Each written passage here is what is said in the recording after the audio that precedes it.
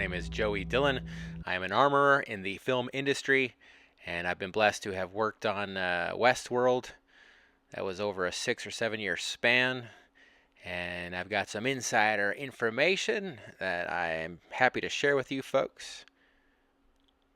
I'm here to share with you what I know about the Lemats that we use, because this is a very popular topic when it comes to that show. Here is me during the last season wearing the COVID mask. Yeah, that got old.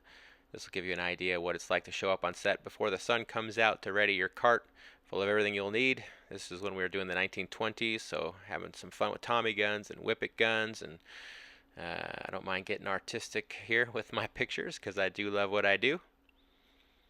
Here we have some cuts compensators on the tip of, Colt Monitor, which is the same gun we used in The Highwaymen with Kevin Costner. These came from Independent Studio Services, who I rent all the goodies from. They're amazing, one of the largest and greatest armories in the industry, and that is where the pair of Hero Man in Black Lemats came from. Here we are. This is it.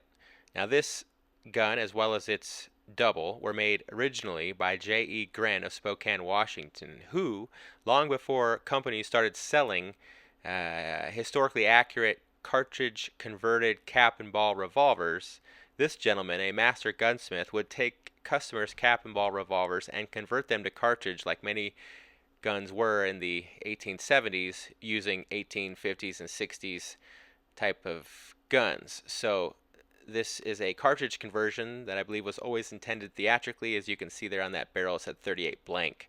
That shotgun center tube takes a 38 blank, so there's no way to load it as if it was a shotgun from the muzzle.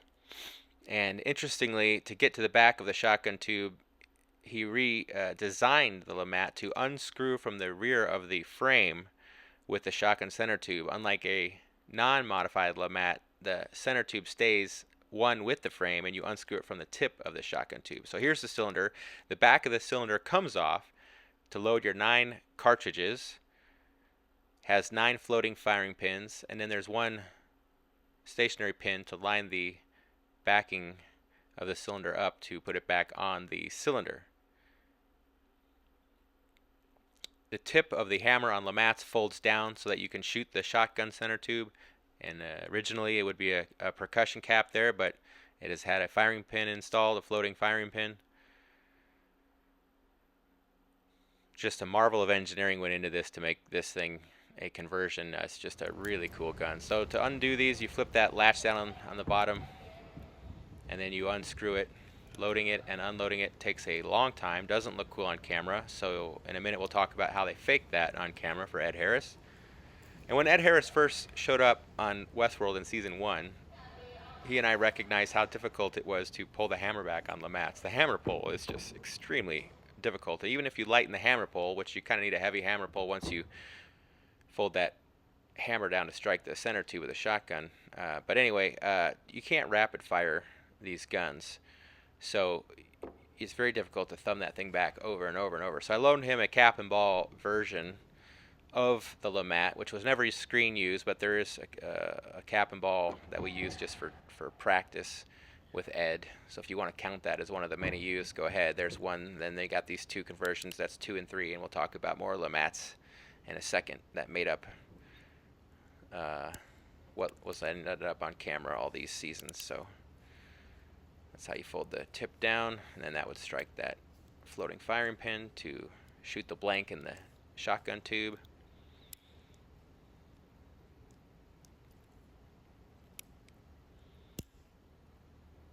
And this box of blanks from Independent Studio Services, or as ISS as it's called, so that we don't have to say Independent Studio Services over and over and over. ISS is what everybody calls it. Anyway, you would load the blank in there, and then you'd have to screw it shut, and then it would be ready to go. And like I said, there's a pair of these J.E. Gren conversions that were used throughout the seasons. Every hero on a film or show, we always have doubles, sometimes triples or more, so that we can keep filming if a gun breaks down or if it takes a while to reload, kind of like this.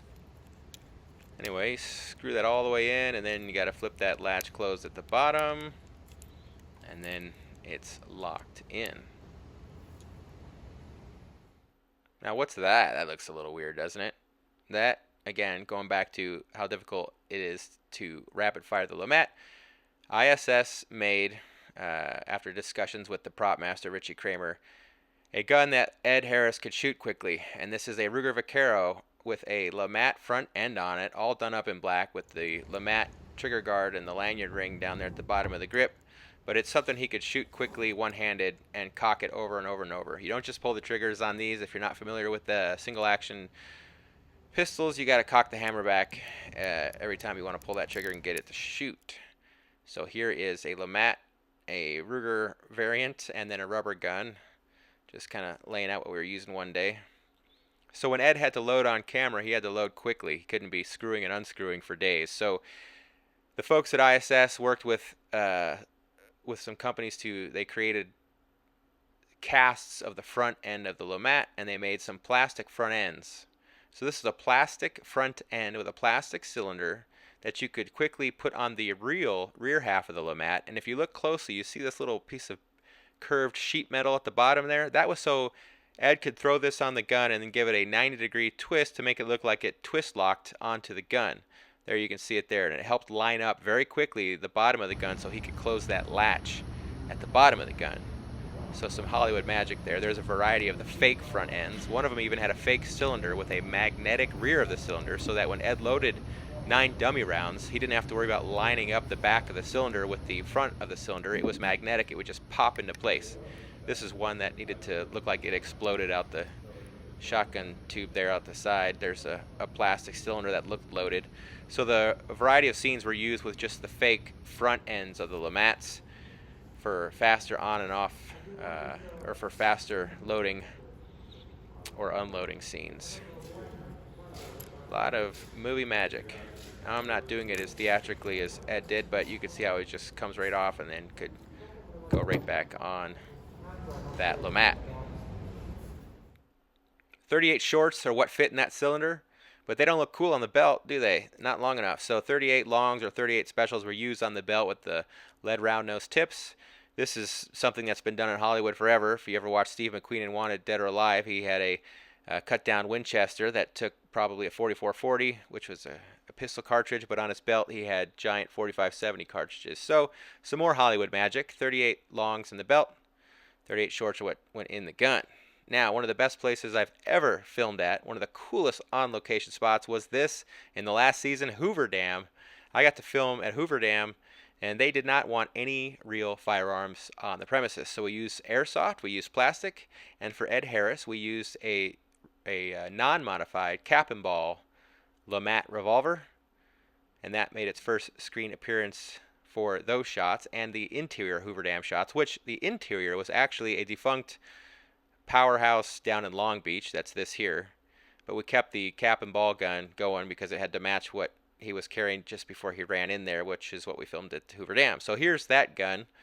It's just a stock Lemat. We removed the cones on the cylinder. I put in these rubber plugs, which gave it a closer look to the conversion Lemat. Also gave the hammer something soft to fall down on when he dry fired it, and they digitally put in the gunshots. Here you can see on a real Lemat that's not modified how the shotgun tube actually is one with the frame of the gun, and when you unscrew it, it's threaded where that ring is underneath the tip of that barrel, and that's how that comes apart.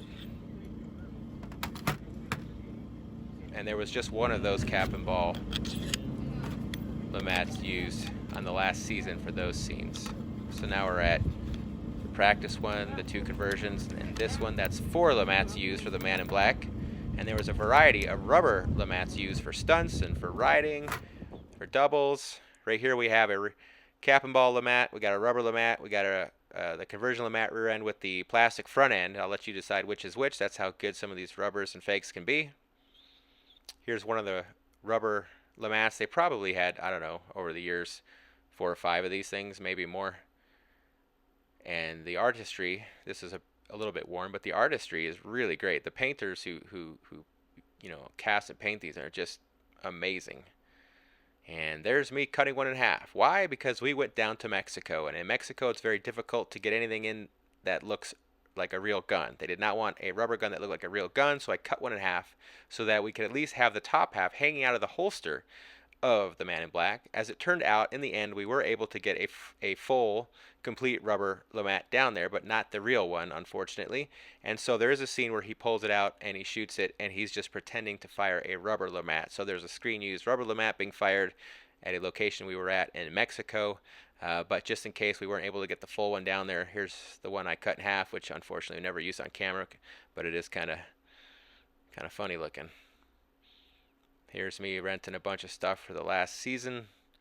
Teddy was supposed to have that Rhino up there, but there's those two JE Grand conversions, the Ruger on the right. So with the storyline in the last season, there are times when the Man in Black is dressed modern in a suit and he needs a gun still, of course, and the creative powers thought maybe it would be neat to have him retain his Lemat because that's his favorite weapon. So I worked with my favorite leather maker, David Carrico Leatherworks, had him create this holster I wanted, which is a business-minded, sleek Lemat holster. Ultimately, however, they decided they would prefer him to upgrade his gun to something more modern in those times that he is not the Man in Black Western version. So I showed them a bunch of different guns, and then they ended up choosing this Beretta 92 FS with the compensator. We even had an airsoft version for some specific scenes, and I also showed them the fact that, hey, you know, ISS has converted some to full auto. That might be fun.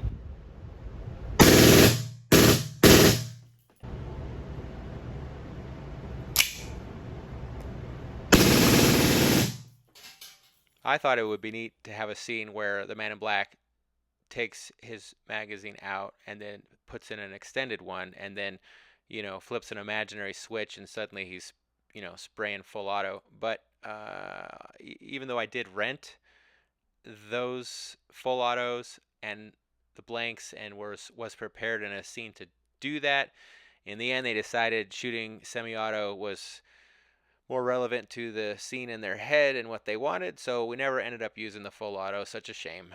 But we did get that Beretta on his hip with this sleek leather holster you see here, and it was still a heck of a lot of fun. Hey, I got more videos coming, and there's a lot of other videos on my channel, so subscribe, go take a look. I sure appreciate you watching, and go out, have a blessed day. Thank you very much.